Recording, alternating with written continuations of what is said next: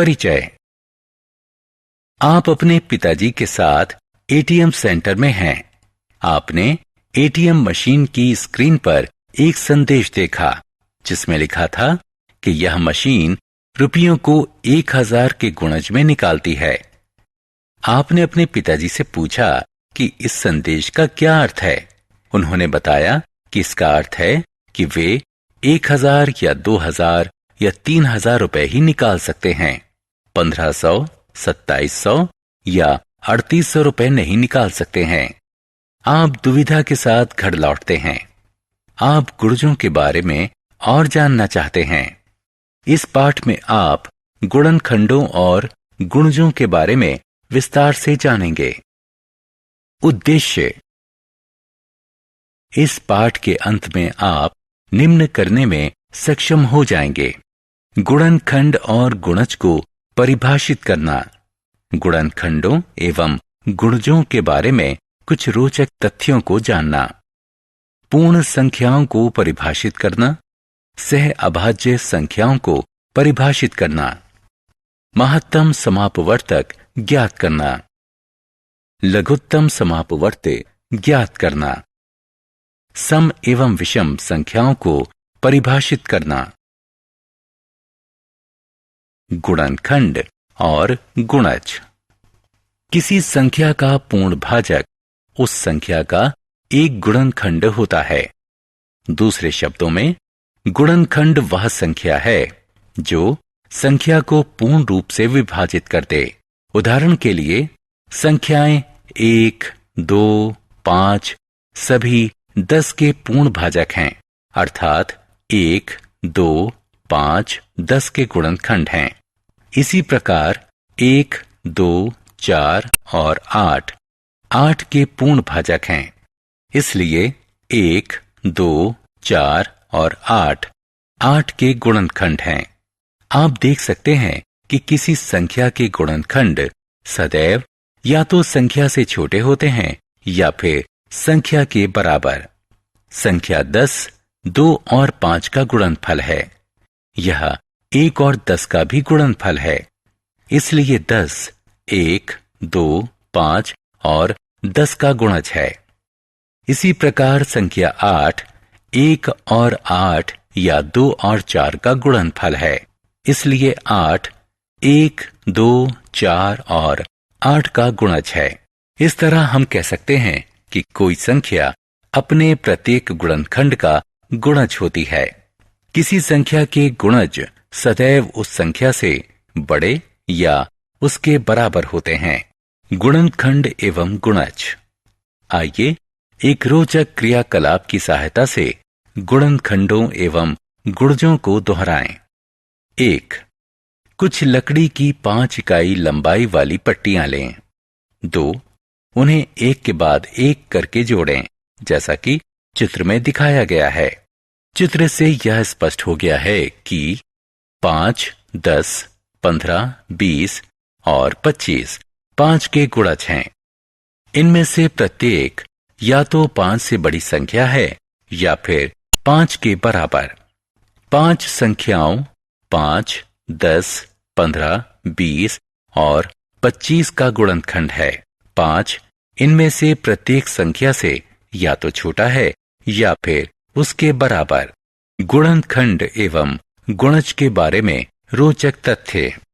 यहाँ गुणनखंड एवं गुणज के बारे में कुछ रोचक तथ्य हैं। 1. प्रत्येक संख्या का गुणनखंड है। प्रत्येक संख्या स्वयं का एक गुणनखंड है। प्रत्येक संख्या का सबसे छोटा गुणनखंड 1 होता है और सबसे बड़ा गुणनखंड वह संख्या स्वयं होती है। किसी संख्या का प्रत्येक गुणनखंड उसका पूर्ण भाजक होता है। दी गई संख्या का प्रत्येक गुणनखंड या तो संख्या से कम होता है या फिर उस संख्या के बराबर होता है। दी गई किसी संख्या के गुणनखंड परिमित होते हैं। प्रत्येक संख्या स्वयं का गुणज होती है। किसी संख्या का सबसे छोटा गुणज वह संख्या स्वयं होती है। किसी संख्या का प्रत्येक गुणज या तो उस संख्या से बड़ा होता है या फिर उस संख्या के बराबर। किसी दी गई संख्या के अपरिमित यानी अनंत गुणज होते हैं। पूर्ण संख्याएं वह संख्या जिसके गुणनखंडों का योग उस संख्या के 2 गुने के बराबर होता है, तो वह संख्या पूर्ण संख्या होती है। उदाहरण के लिए 1, 2, 3 और 6 के गुणनखंड हैं। 1, 2, 3 और 6 का योग 12 है, जो कि 6 का 2 गुना है।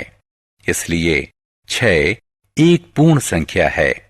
इसी प्रकार 28 के गुणनखंड 1, 2, 4, 7, 14 और 28 हैं। गुणनखंडों का योग 56 है, जो 28 का 2 गुना है। इसलिए 28 भी एक पूर्ण संख्या है। सार्व गुणनखंड एवं सार्व गुणज। आइए कुछ संख्याओं के युग्म लें और उनके गुणनखंडों का अवलोकन करें। संख्याएं 4 और 32 को देखें। 4 के गुणनखंड 1, 2 और 4 हैं। 32 के गुणनखंड 1, 2, 4, 8, 16 और 32 हैं। 4 और 32 दोनों के गुणनखंडों में 1, 2 और 4 सार्व हैं। इसलिए ये सार्व गुणनखंड कहलाते हैं। अब संख्याओं 7 और 9 पर विचार करें। 7 के गुणनखंड 1 और 7 हैं। 9 के गुणनखंड 1, 3 और 9 हैं। 7 और 9 के गुणनखंडों में केवल एक सार्व गुणनखंड है। इसलिए 7 और 9 सह अभाज्य संख्याएं हैं। यदि 2 संख्याओं में केवल एक गुणनखंड सार्व है, तो वे संख्याएं सह अभाज्य संख्याएं कहलाती हैं। 9 और 27 के गुणज देखें। 27, 54, 81 इत्यादि 9 और 27 दोनों के गुणज हैं। इसलिए 27, 54, 81 इत्यादि 9 और 27 के सार्व गुणनखंड हैं। महत्तम समापवर्तक। अब जैसा कि आप सार्व गुणनखंडों के बारे में जानते हैं, आइए अब हम 2 संख्याओं का सबसे बड़ा सार्व गुणनखंड ज्ञात करें। मान लिया 2 संख्याएं 28 और 32 हैं। 28 के गुणनखंड 1, 2, 4, 7, 14 और 28 हैं। 32 के गुणनखंड 1, 2, 4, 8, 16 और 32 हैं। दोनों संख्याओं के सार्व गुणनखंड 1, 2 और 4 हैं। स्पष्ट है कि इन दोनों संख्याओं में सबसे बड़ा सार्व गुणनखंड 4 है। इसलिए दी गई 2 या अधिक संख्याओं का महत्तम समापवर्तक उन संख्याओं में सबसे बड़ा सार्व गुणनखंड होता है। इसे महत्तम सार्वभाजक भी कहा जाता है। लघुत्तम समापवर्त्य। 2 संख्याओं के उन सार्वगुणजों के बारे में स्मरण करें जो दोनों संख्याओं के गुणज थे। आइए अब हम उस जानकारी को 2 संख्याओं का लघुत्तम समापवर्त्य ज्ञात करने के लिए इस्तेमाल करें। मान लें 2 संख्याएं 12 और 18 हैं। 12 के गुणज 12, 24 और 36 और इसी तरह अन्य हैं। इसी प्रकार 18 के गुणज 18, 36, 54, 72 और इसी तरह अन्य हैं। दोनों संख्याओं के सार्वगुणज 36, 72 और इसी तरह अन्य हैं, लेकिन इनमें से 36 सबसे छोटा है। इसलिए 12 और 36 का लघुत्तम समापवर्त्य 36 है। दी गई 2 या अधिक संख्याओं का लघुत्तम समापवर्त्य उन संख्याओं का सबसे छोटा सार्वगुणज होता है। सम एवं विषम संख्याएं। क्या आपने संख्याओं 2, 4, 6, 8, 10, 12 और इसी तरह अन्य में कोई प्रतिरूप देखा? आप पाएंगे कि इनमें से प्रत्येक संख्या 2 का गुणज है।